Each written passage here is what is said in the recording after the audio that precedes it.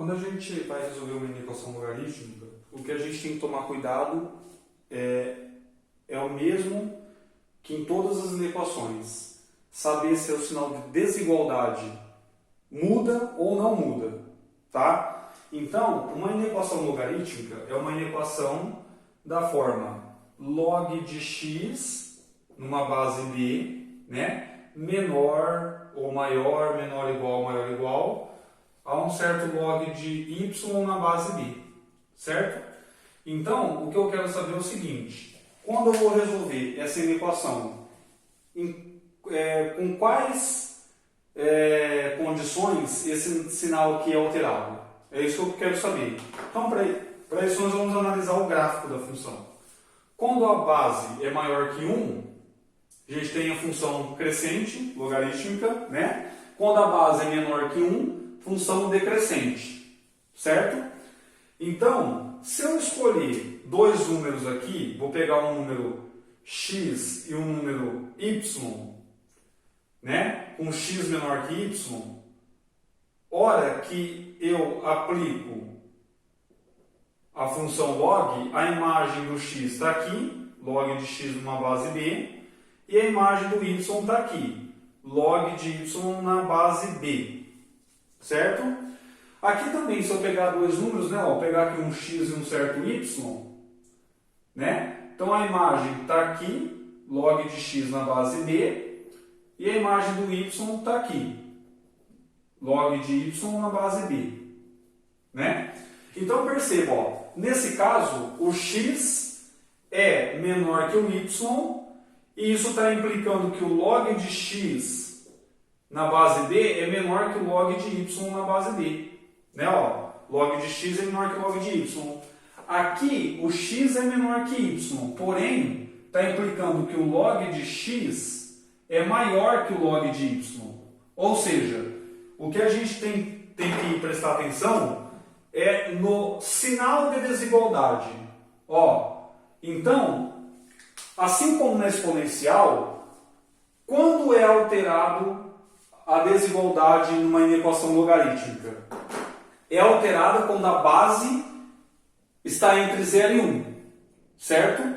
Então, quando a base for maior que 1, a gente não altera a desigualdade. Quando a base estiver entre 0 e 1, a gente tem que alterar a desigualdade. Então, isso significa que você tem duas possibilidades, né? Log cancela com log, fica x menor que y, no caso em que a base é maior que 1, ou x maior que y, num caso em que a base está entre 0 e 1. Então, essa propriedade aqui está falando para a gente, olha, quando você tem uma inequação logarítmica, você cancela o log dos dois lados. Se a base for maior que 1, a desigualdade permanece a mesma. Se for menor, é menor, se for maior, é maior, assim por diante. Se a base estiver entre 0 e 1, a hora que você cancelar o log, você tem que inverter a desigualdade. Da mesma forma, esse sinal significa C e somente C. Se você tiver uma desigualdade e aplicar o log em uma base maior que 1, a desigualdade não é alterada.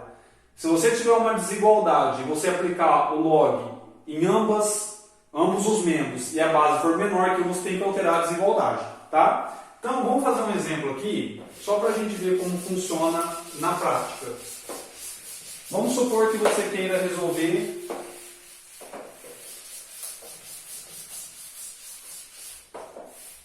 essas inequações aqui, ó. Primeiro você quer resolver log de menos 3x mais 5 na base 2 menor ou igual a 6. Certo? Então vamos lá. Como que eu resolvo isso daqui? Olha, desse lado depende do log, do outro não. Eu poderia escrever o 6 como um logaritmo na base 2. Mas não precisa, né? Por quê? Porque eu tenho que o 2 elevado a 6 tem que ser isso daqui por definição de logaritmo. Então eu tenho que menos 3x mais 5, 2 elevado a 6 dá 64. Aí vem a pergunta, a desigualdade é alterada? Não. Por quê? Porque aqui nesse caso eu tenho a base maior que 1. Né? Ó, a base é 2, então a base é maior que 1. Certo? Portanto, a desigualdade continua a mesma. Então eu tenho menos 3x menor ou igual eu subtraio 5 em ambos os lados, então fica 64 menos 5, eu tenho 59, e aí eu tenho o menos 3, eu divido por menos 3 ambos os lados, eu fico com menos 59 terços. Vem a pergunta, eu altero essa desigualdade? Sim, eu altero. Por quê? Porque eu tinha uma inequação do primeiro grau. Né? Eu tinha uma inequação do primeiro grau. Tá vendo? Ó? Era uma inequação logarítmica, virou uma inequação do primeiro grau. Então, quando é alterada a desigualdade numa inequação do primeiro grau? Se o cara que eu passo dividindo é negativo. Certo? Só que aí eu tenho que saber agora qual é a condição de existência para esse logarítmico. Porque não é sempre que ele existe. Né? Então, como que eu calculo a condição de existência? Olha, a condição de existência, nesse caso aqui, eu só tenho incógnita no logaritmando. Então, eu sei que para ele existir, o menos 3x mais 5 tem que ser um número positivo, ou seja, maior que zero. E, portanto, eu tenho menos 3x maior que menos 5, então o x é menor que 5 terços. Né? Então, o que eu faço agora? Eu faço a intersecção dessa expressão com essa. Tá? Como que eu verifico isso de forma fácil? Olha, eu tenho uma reta real, né, chamada também de varalzinho. Os 5 terços com bolinha aberta, vou colocar ele mais ou menos aqui assim. Né? E o menos 59 terços, como é negativo, eu vou colocar para cá com bolinha fechada. Por quê? Porque aqui é maior ou igual. Então, maior ou igual a esse número e menor que esse, está aqui no meio. Certo? Portanto, a solução da minha inequação, que é o conjunto S, é todo x real, tal que o x está entre menos 59 terços e 5 terços, inclusive o menos 59 terços. Tá?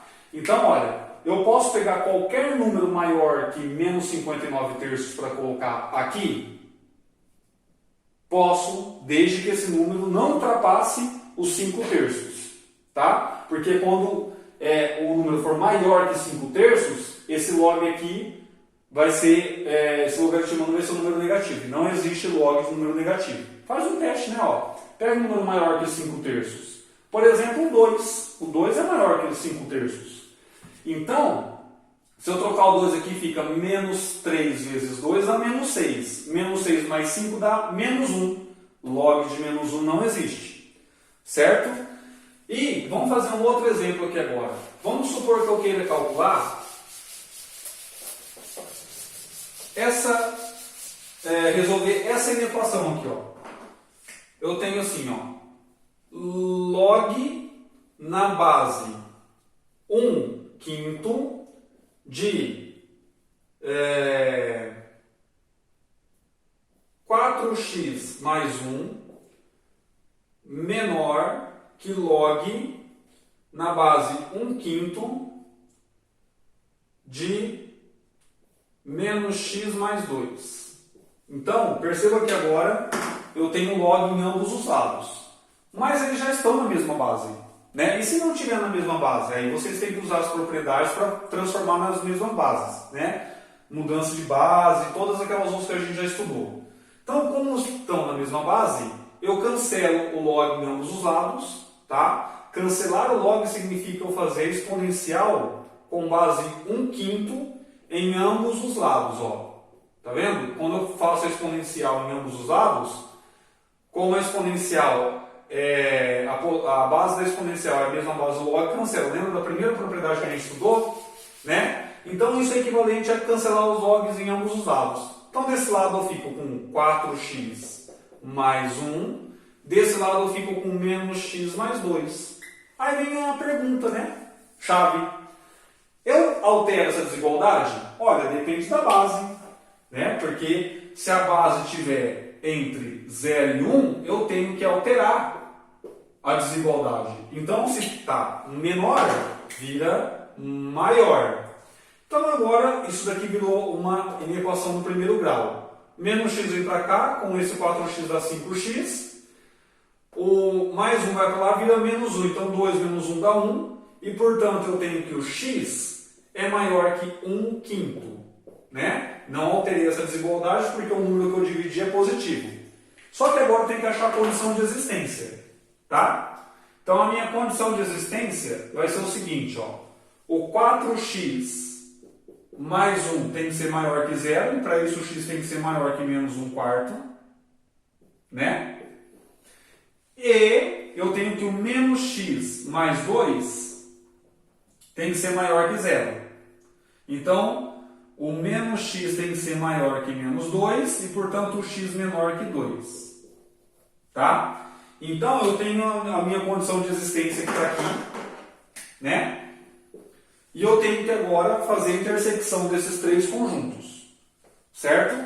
Na verdade, desses dois conjuntos. Né? Esse com esse daqui. Então, vamos lá. Primeiro, x maior que 5, maior que 1 quinto, vou colocar aqui. Assim, vou fazer um varalzinho para a gente não se perder. Então, eu tenho aqui, ó, 1 quinto, né? Vou colocar ele mais ou menos aqui assim, com bolinha aberta, porque é só maior, né?